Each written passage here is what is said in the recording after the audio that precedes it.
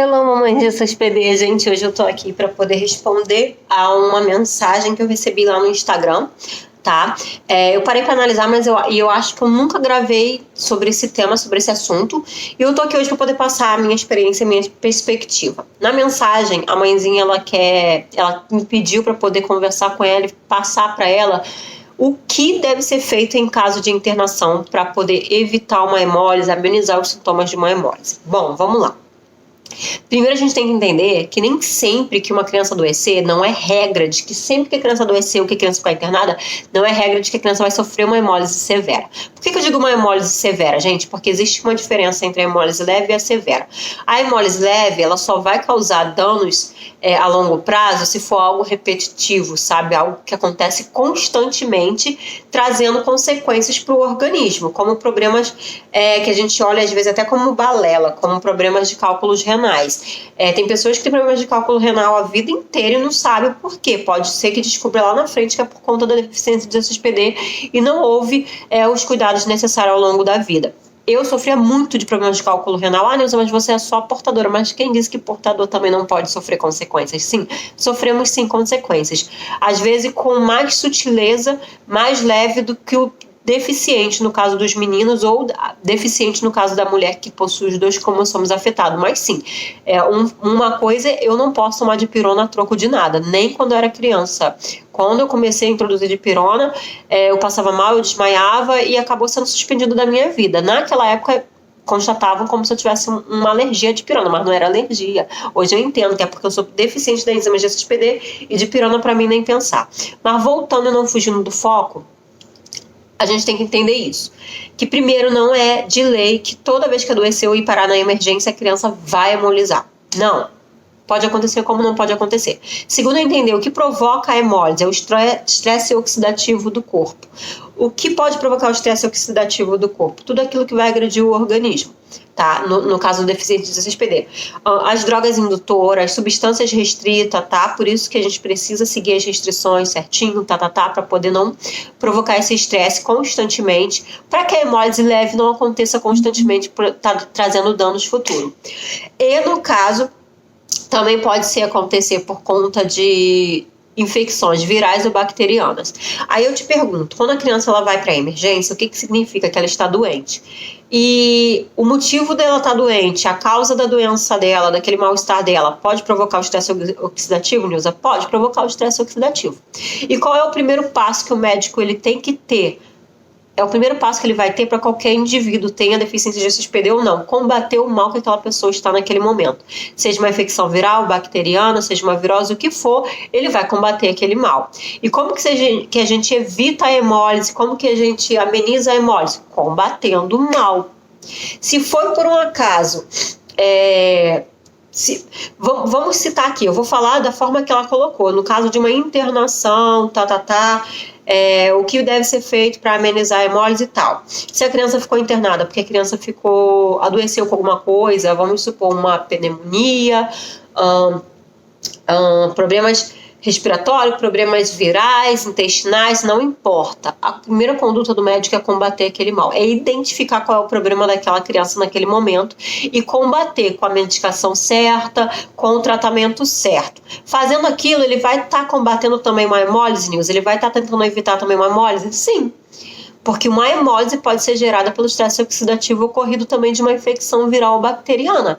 Então, sim, a resposta é sim. Ali ele já vai estar tentando, ali ele já vai estar zelando pelo bem-estar da criança, podendo evitar a hemólise. Mas se chegar a acontecer a hemólise, o médico vai analisar que tipo de hemólise que é, a severidade daquela hemólise e o que ele deve fazer. Se ele só vai pôr no soro, só o soro vai adiantar, sabe? Se ele vai precisar de uma transfusão de sangue, chegou a esse ponto, tudo isso o médico vai avaliar, ok? Eu acho que a conduta que nós, como pais, temos que ter no exato momento em que você chega na emergência, é você comunicar ao médico, a quem está atendendo a criança, que a criança tem deficiência de SSPD. Primeiro, para pôr o médico em alerta, para já não chegar introduzindo como primeira opção um medicamento restrito, tá?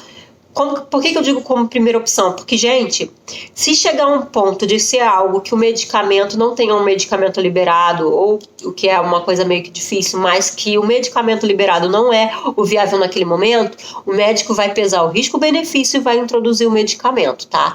E sim, se ele chegar a precisar fazer o uso do medicamento restrito, o médico vai dobrar a atenção, porque ele sabe que a possibilidade da hemólise vai dobrar, que a criança já está em estresse oxidativo pela doença, pelo mal que aquela criança está ali naquele momento. E ingerindo medicamento restrito, essa possibilidade vai dobrar. Então, a atenção do médico vai dobrar junto. Eu já acompanhei muito caso de criança internada que foi necessário fazer esse tipo de procedimento e a criança chegou a hemolizar. Nossa, mas negligência do médico? O médico errou? O médico é isso ou aquilo? Não, gente. O médico se atentou àquilo e ele se preparou para se a hemólise acontecesse, ele saber o que fazer. E de todas as crianças que eu acompanhei nesses processos, não chegaram nem à transfusão de sangue, chegaram a ficar no soro, tentaram de todas as formas estabilizar aquela criança, e aquela criança estabilizou e ficou bem, sabe? Conseguiram combater o mal, conseguiram vencer aquela hemólise, aquele processo de hemólise, e a criança ficou bem e voltou para casa sem salva com os pais, tá? Gente, existe uma diferença muito grande em negligência médica, quando o médico não te ouve, quando o médico ignora completamente as possibilidades e vai lá e faz e não dobra a atenção para a hemólise possível, tá? Então isso é muito diferente do médico estar consciente de que naquele momento ele precisa sim introduzir um medicamento restrito ou seguir aquele protocolo que seria restrito, mas que ele também está consciente de que ele vai enfrentar a hemólise e ele vai fazer de tudo para poder estabilizar aquela criança.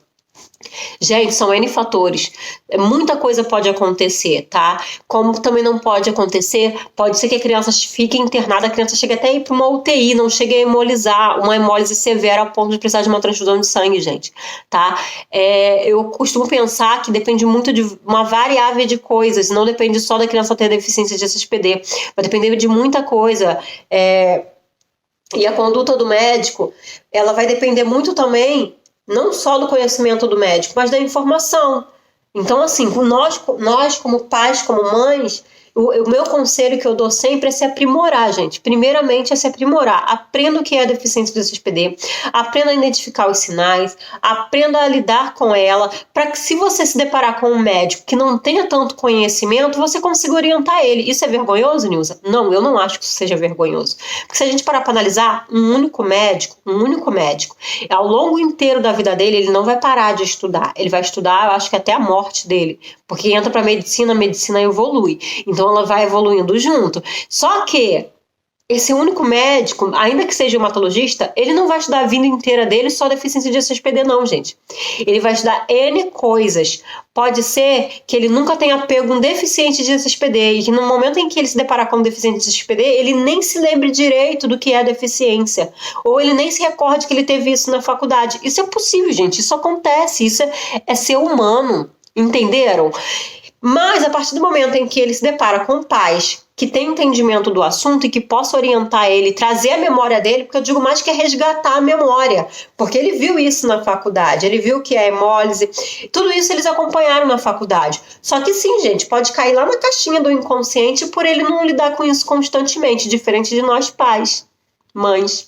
Diferente da gente, que está ali convivendo dia após dia com a deficiência de SSPD, que não é também um bicho de 7 cabeças, que não impede o desenvolvimento dos nossos filhos, que não impede que nossos filhos cresçam, sejam adultos saudáveis, que não impede que nossos filhos sejam introduzidos na sociedade, gente, pelo amor de Deus. Deficiência de SSPD é uma coisa simples de lidar. Eu já passei por várias fases da deficiência de SSPD com o Arthur. Eu já passei com o Arthur por processos de hemólise. Eu já passei com o Arthur, sabe, fases de conhecer novas coisas para comer e não poder comer. Eu passei por vários processos da deficiência. Eu digo para vocês, ela é muito simples de lidar. Ela é mais fácil de lidar do que uma alergia alimentar. Ela é mais fácil de lidar do que um autismo. É mais fácil de lidar do que a anemia falciforme, do que a hemofilia.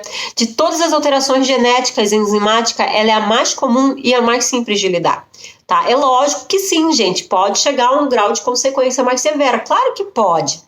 É uma deficiência, uma alteração genética no corpo do nosso filho. Só que vai depender do nosso zelo, do nosso cuidado e da doutrinação daquela criança, porque o Arthur hoje ele vai fazer 7 anos no próximo mês, e o Arthur é uma criança totalmente consciente. O Arthur vai para a escola e todos os períodos que tem algum tipo de festinha, aqui eles têm o hábito, não faz festa na escola. Eles mandam, todo aniversário da criança, a gente pode mandar o cupcake, apenas cupcake, para ser cantado parabéns na sala e eles comerem o cupcake. Toda vez, a professora diz que o Arthur tira completamente o glacê de cima e come só o bolinho. Não precisa ninguém mandar ele fazer isso. Ele próprio faz.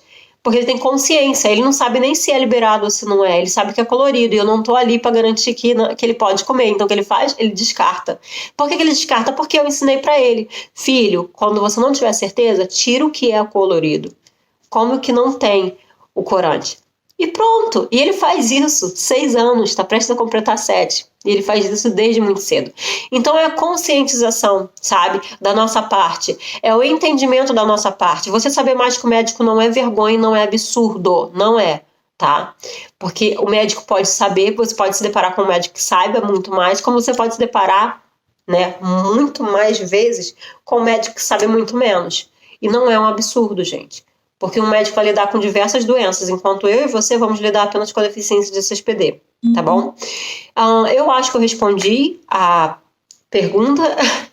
Eu espero que vocês tenham gostado, eu espero que tenha ficado um vídeo claro, um vídeo leve, que passe tranquilidade do procedimento do que você tem que fazer na realidade. A comunicação com o médico, ela é tudo. Você comunicar que a criança tem a deficiência, você comunicar muitas das vezes quais os procedimentos a tomar, se você perceber que o médico não está meio aéreo, meio perdido, sabe? É o melhor caminho. E é isso. E é torcer, gente, sempre que essas crianças não adoeçam. Aqui em casa, uma coisa que eu vou falar para fechar o vídeo. A deficiência CSPD é algo tão simples de lidar, gente, que hoje aqui em casa eu não trato nada mais do Arthur com medicamento. Hoje eu faço aromaterapia na minha casa. Eu introduzi a medicina alternativa através dos óleos essenciais. E o Arthur, esse ano, desde que eu comecei a aromaterapia, os óleos essenciais, o Arthur já teve 3 episódios de febre. E das 3 episódios de febre do Arthur, eu não mediquei ele nem com ibuprofeno. Apenas usei óleo essencial e combati no primeiro dia a febre do Arthur. Não teve nem segundo dia de febre, nem terceiro dia de febre. Parece milagre, gente, mas é medicina alternativa. Então, nossos filhos têm uma coisa que a gente consegue até lidar com a medicina alternativa, livrando eles de droga indutora, de medicamentos farmacêuticos, químicos. Nossa, gente, é maravilhoso. Quantas outras pessoas têm filhos aí com doenças que não têm, sabe, alternativa? Então, assim, eu agradeço a Deus por ser uma simples alteração genética e nada tão grave, nada tão sério. É lógico que sim, tem muitas pessoas por aí que os filhos sofreram consequências da icterícia, infelizmente, que não reverte mais, mas ainda assim é algo que não condena eles à vida, sabe? Que não impede eles de ser introduzidos na sociedade, que não impede eles de crescerem saudáveis, de crescerem, sabe? Seguirem a vida deles.